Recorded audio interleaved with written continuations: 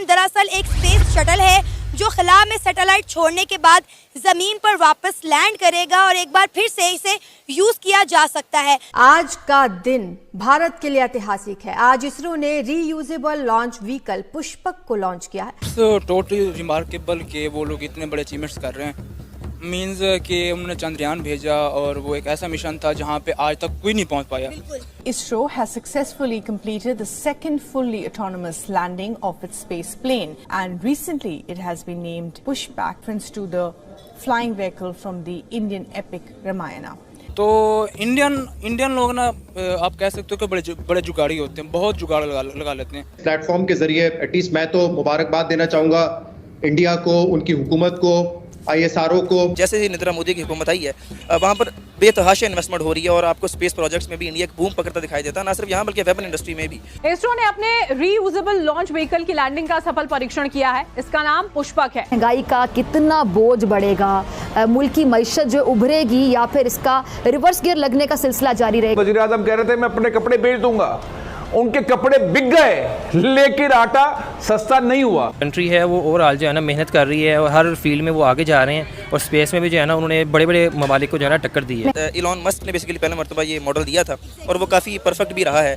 ठीक है, अगर इंडिया उस टेक्नोलॉजी को कह सकते हैं कि कॉपी कर रहा है, ये जेरोक्स बनाने की कोशिश कर रहा है तो अच्छी बात है। कोई मयार ही नहीं यार, वो कदम कदम पे हराम भी नहीं खाते, वो मिलावट भी नहीं करते, उनकी नकाली कर रहे हैं। पुष्पक विमान खला के अंदर जो है दूसरे ममालिक की जासूसी करने के भी काम आ सकता है और इसी के साथ साथ वक्त पड़ने पर दुश्मन ममालिक की सैटेलाइट को तबाह भी कर सकता है। शोबे की अगर बात कर लें, आपके शोबे में भारत कहाँ स्टैंड कर रहा है? जय हिंद दोस्तों, स्वागत करता हूँ आपके अपने यूट्यूब चैनल में। दोस्तों, इसरो ने एक बार और कमाल कर दिया। पुष्पक जैसा विमान बना के जो रीयूज होता है, पाकिस्तानी मीडिया ये देखकर ज़्यादा ही तिल मिला गई है। दोस्तों, आपको तो पता ही होगा कि भारत इस मकाम पे पहुंच चुका है कि वहाँ कोई नहीं जा सकता और कोई सोच भी नहीं सकता। इस विमान से पाकिस्तान और चाइना दोनों ही तिल मिला गए हैं। दोस्तों, पाकिस्तानी रिएक्शन देखता तो बनता ही है। चलो दोस्तों, वीडियो देखते हैं पाकिस्तानी पब्लिक रिएक्शन। इसरो ने जो है पुष्पक के नाम से जो है एक स्पेस सैटेलाइट पर वो काम कर रहे हैं काफ़ी टाइम से और उन्होंने जो है इसके कुछ टेस्ट किए हैं जिसके सक्सेसफुली रिजल्ट सामने आए हैं। ये एक स्पेस शटल है जो कि स्पेस में जाएगी, सैटेलाइट को लॉन्च करेगी और ज़मीन पर वापस लैंड करेगी।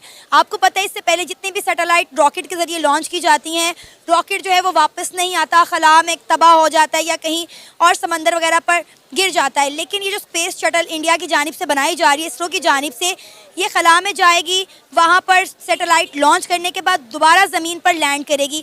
इसके कुछ टेस्ट किए गए हैं लेकिन वो जो टेस्ट हैं वो सक्सेसफुल हुए हैं। क्या कहेंगे हमारा हमसाया मुल्क भारत साइंस एंड टेक्नोलॉजी में कहाँ पर खड़ा है और हम कहाँ पर आज खड़े हैं? अब वो एक्चुअली ये है कि अब चूंकि वो पहले तो अमेरिका को तेल चाहिए था और तेल के लिए पाकिस्तान एक बेस्ट ऑप्शन था कि अगर इराक पे हमला करना है तो पाकिस्तान इस बेस बन जाए, अगर अफगानिस्तान को इन्वेड करना है तो पाकिस्तान एक बेस बन जाए।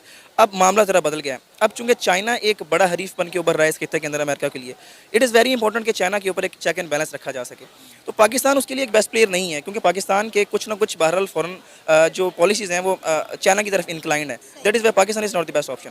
तो India is the only option क्योंकि इंडिया के बहरहाल कुछ तनाव भी पीछे रह चुके हैं। तो इंडिया को यूज़ करना है कि वो चाइना को बिजी रख सके ताकि चाइना एक ग्लोबल पर्सपेक्टिव पे अपने आप को उस तरह से शेप ना कर पाए।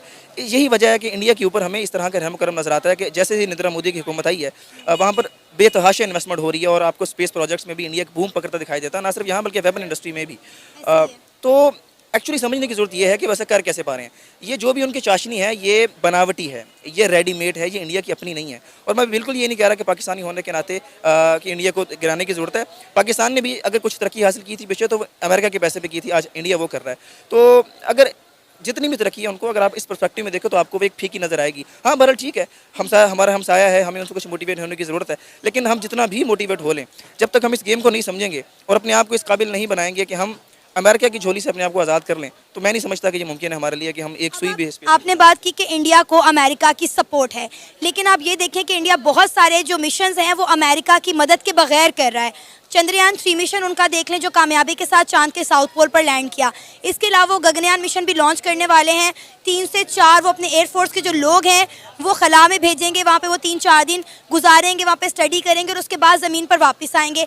डेफिनेटली जब आप इस तरह के प्रोजेक्ट करते हैं तो कहीं ना कहीं आपको डेवलप कंट्रीज़ की हेल्प की ज़रूरत होती है।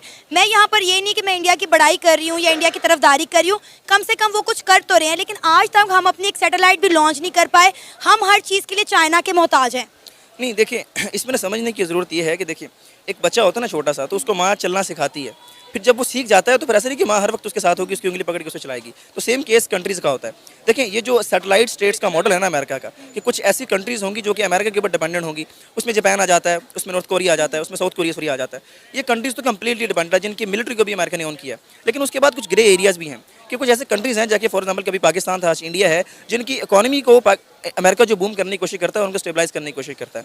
तो मैं फिर कह रहा हूँ, देखिए सवाल अगर तो ये है कि अगर वो कुछ ना कुछ कर रहे हैं तो बहरहाल अच्छी बात है। तो मैं समझता हूँ कि एक वीक आर्गुमेंट और ये एक सरफेस लेवल थिंकिंग होगी कि हम ये देखेंगे चलें यार वो उस बैसाखियों के सहारे भी कुछ ना कुछ तो कर रहे हैं। मैं समझता हूँ कि देखिए जब आप चल ही बैसाखियों के सहारे रहे हैं तो फिर जाहिर बात है बैसाखियाँ आप एक कदम रखेंगे तो अगला पैर आप खुद ही उठा के रखेंगे ना। तो अगर इस सारे सिनेरियो में 2-4 मिशन उन्होंने ऐसे कर लिए हैं जो कि उनकी अपनी कह सकते हैं कि इंटेलेक्ट से आया, तो इट्स नेचुरल थिंग। अगर मुझे आप रिसोर्सेज देंगे और मैं उनके सहारे अपने आप को बिल्ड करूंगा, फिर जाहिर बात है इंटेलेक्ट मेरे पास आएगा और मैं कुछ चीज़ें कर भी। एक पुश पाक नाम से जो है वो रीयूजेबल व्हीकल जो है उसका कामयाब तजर्बा जो है वो हमारे पड़ोसी कंट्री भारत के अंदर किया गया है। अगर मैं स्पेस प्रोग्राम के हवाले से बात करूं, अगर मैं रीयूजेबल रॉकेट्स की बात करूं, क्या लगता है कि पड़ोसी कंट्री भारत कितना आगे निकल गया इन तमाम शोबों के अंदर? देखें ब्रदर, वो आपके सारी ये क्या नाम है, जितने भी हमारे मुल्क में जितने भी ये लोग हैं पढ़े लिखे, ये इस चीज़ को एग्री करते हैं कि वो भारत वाले जो से ना वो उनमें काबिलियत भी है। उनके जो सरकार है, जिनको प्राइम मिनिस्टर मोदी है और उनके नीचे जितने भी है, जिनको वो MP MNA जो कहते हैं, वो इतने करप्ट नहीं है। वो उनका जो मोस्टली फोकस है अपने मुल्क की तरक्की की तरफ है। देखें उन्होंने अपने मुल्क में अपना आईफोन के भी उन्होंने ब्रांचें ओपन कर ली हुई हैं। और दूसरी बात यह है, उनके जो सबसे अच्छी बात लगती है उनकी जो आर्मी की है, उनके पास जो उनके कैप्टन्स होते हैं, जो लेफ्टिनेंट रैंक पे होते हैं, वो जब क्या नाम है रिटायर हो जाते हैं तो उनको वो हर किस्म की फैसिलिटीज़ अपने ही मुल्क में प्रोवाइड करते हैं हमजा भाई, ताकि वो उनके पास सीक्रेट होते हैं, उनके राज होते हैं, ताकि वो बाहर को मूव ना कर पाए। हमारे यहाँ होता है कि जितने भी इधर ऊंचे रैंक पे होते हैं वो क्या नाम है रिटायर होने के बाद बाहर जाके सेटल हो जाते हैं। उन्हें क्या नाम है ग्रीन कार्ड दे दी जाते हैं, उनके वहाँ की निशानिटी दे देती हैं, जजीरे ले लेती हैं। इस वजह से ना ये सारे अमेरिका के पीछे लगे हुए हैं सब, और उनके के इशारों पे नाचते हैं, जिसकी वजह से महीने पहले की अगर बात की जाए तो चंद्रयान 3 एक मून मिशन जो है वो हमारे देखने में आया था, जो कि कामयाब तजर्बा जो है वो पड़ोसी कंट्री की जानिब से किया गया था। उसको बाकायदा पाकिस्तान के मीडिया ने भी जो है वो दिखाया था अपने चैनल्स वगैरह के ऊपर, और पूरी दुनिया ने उसको सराहा था कि एक बहुत ही कामयाब जो है वो तजर्बा भारत की जानिब से किया गया है। अभी सर ये जो रीयूजेबल रॉकेट व्हीकल जो इस टाइम मतलब जो है भारत की जानिब से कामयाब तजर्बा किया गया है, कहा यह जा रहा है कि एनुअली जो स्पेस उनका प्रोग्राम है इसरो के नाम से, सर सैटेलाइट्स अब जो वो भेजा करेंगे उसमें ये बिलियंस ऑफ डॉलर्स जो है वो भारत की गवर्नमेंट के जो है वो बचाएगा। सर एज अ पाकिस्तानी आपको क्या लगता है इस तरह के इफेक्टिव प्रोजेक्ट जो कि पड़ोसी कंट्री की जानिब से देखने में आते हैं किस हद तक मतलब उनकी कंट्री और पूरी दुनिया के लिए हेल्पफुल है, क्योंकि इससे पहले टेक्नोलॉजी सिर्फ अमेरिका के पास थी?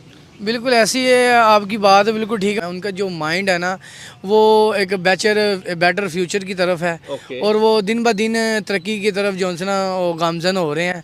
एक हमारा ही मुल्क में इधर सिर्फ नफसा नफसी का दौर चल रहा है, हर क्या नाम है आदमी है। अब ये देखें रिसेंटली जो हुकूमत आई है ये भी नाजायज़ तरीके से आई है और इनके कैंडिडेट नाजायज़ तरीके से उन्होंने अपने ही उम्मीदवार खड़े करके उनको विन करवा दिया। मुझे ये बताएं कि आखिर क्या वजह है कि हम अभी इन्हीं चीज़ों में हैं कि ये सियासतदान आ रहा है, ये गवर्नमेंट जा रही है, बस इनकी काबिलियत नहीं है, पढ़े लिखे नहीं है। तो आजकल इतने दोस्तों, अगर वीडियो पसंद आई तो लाइक और सब्सक्राइब करना ना भूलें। तो मिलते हैं अगले वीडियो में। जय हिंद, जय भारत।